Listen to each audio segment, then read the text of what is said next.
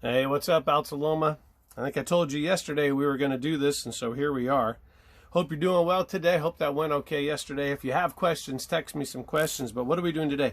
We're going to use completing the square to change standard form. There it is, to vertex form. So that is our goal today. Let's start in standard form and move to vertex form. All right, so I'll just remind you, this is standard form, y equals ax squared plus bx plus c. This is vertex form. We're going to start here and we're going to go there.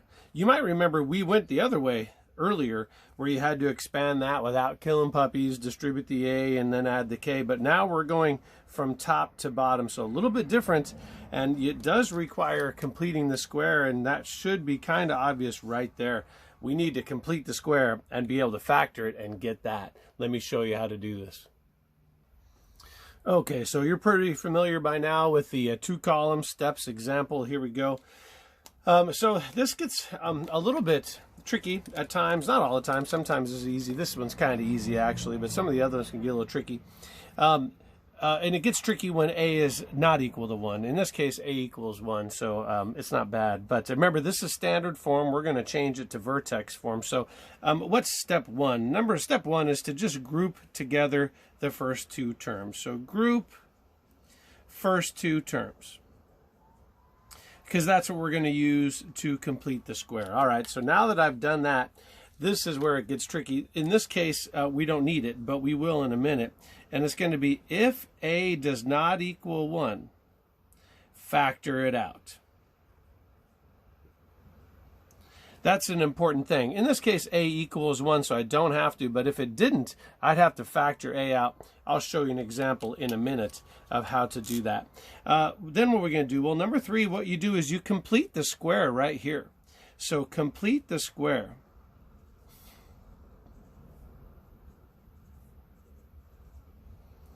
Inside the parentheses.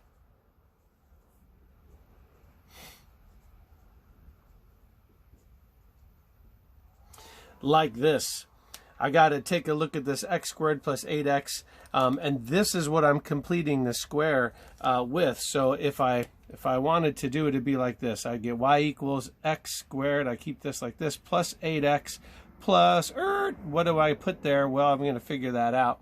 Remember how to figure out what that is? Well, in completing the square, I think it's step 3, where you take half of 8, square it, and add it right there. So half of 8 is 4, 4 squared is 16, and I'm going to add 16 right there. But remember, whatever you do to one side, you also have to do to the other to keep the equation balanced. There it is. There's the most commonly made mistake. But then what that leads us to, and you're going to see this pretty quickly, is we're going to be able to now factor this perfect square trinomial. So I get y equal, or not y plus 16, because I've got that 16 there, equals, and now I'm going to factor this. Remember, this is easy because whatever half is what goes right there, like that, minus 5. So number 4, step 4 here is, make sure you can see that, is factor the perfect square. Perfect square. All right, so far so good, but I'm out of room, so hang on, I'll be right back. All right, turns out we're just about done. As you can see, we're almost at vertex form. Remember, vertex form is this, y equals a times x minus h squared plus k. So I'm almost there. Really all I need to do is just get rid of 16 now, and I'm going to subtract it over there. Here are the like terms, and this is what I'll get here. I'll get y equals x plus 4 squared minus 5 minus 16 is negative 21. There's my vertex form. So what is step 5? Step 5 is to isolate y. All right. So that's it. It's not too tough unless a doesn't equal 1. Let me show you an example of that. But just to remind you, here's what I had. I had this, right? And what gets a little tricky is when you add 16 inside these parentheses, you also need to do that on the left side too. So be careful. Here comes another example.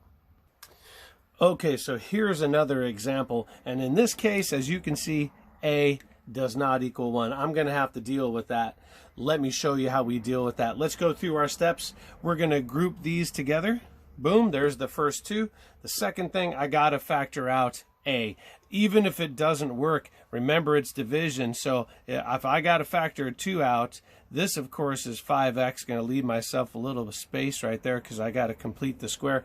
But what I meant is if this, in this case, this is 10, and 10 divided by 2 is 5. But if that was an 11, you'd have to do 11 divided by 2 and get a fraction right there. And granted, that would kind of suck, but you guys can deal with it. I know you can. So let's see what's next. I did that. I factored out the 2. I got to complete the square. Oh, man, what a bummer of a choice that I did. What is half of 5? Well, of course, half of 5 is 5 over 2. And then if I square that, I get 25 over 4. 25 fourths goes right here. Now this is where it gets tricky. Hang on one second. Do I just add 25 fourths over on this side? The answer is no, and that's because of that 2 right there. Wouldn't this 2 actually distribute back in? So I didn't just add 25 fourths to this side. I actually added 2 times 25 fourths. And that's what I need to add on both sides. What is 2 times 25 fourths? It's pretty simple. It's just over 1. This is 1. That's a 2. It's just 25 over 2. So I'm actually going to add 25 over 2 on this side right here. Where does that leave me? That leaves me here. Y plus 25 over 2 equals 2. Now this can get, this will get factored like this. Remember, it's pretty easy. Whatever half is goes right there, plus 1. There we go. So what's the trick? The trick is to remember, I don't just add 25 fourths to both sides. I got to multiply these two and add that over here. That's the trick. Watch yourself on that. Anyway, almost done. Now I need to just isolate y. I go like this. This goes away. Y equals 2 times x minus 5 over 2 squared. What is that? Well, that's 2 over 2, so this is minus 23 over 2. There is my vertex form. Now, I grant you, that one was kind of a tough one because of this fraction.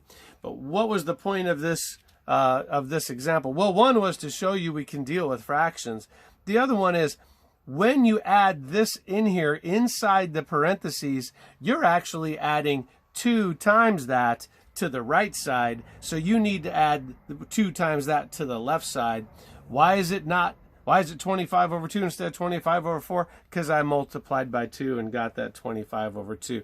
That's kind of a tough one. There's only 1 or 2 on there like this, and I don't think any fractions, actually. I think you're good there. Oh my gosh, things are loud right now. Sorry about that. Anyway, hey, keep up the good work. Tonight's homework has review on it. You're solving, you're factoring, you're doing all kinds of stuff. You got this. I have faith in you. Text me with questions, all right? I'll talk to you soon. See ya.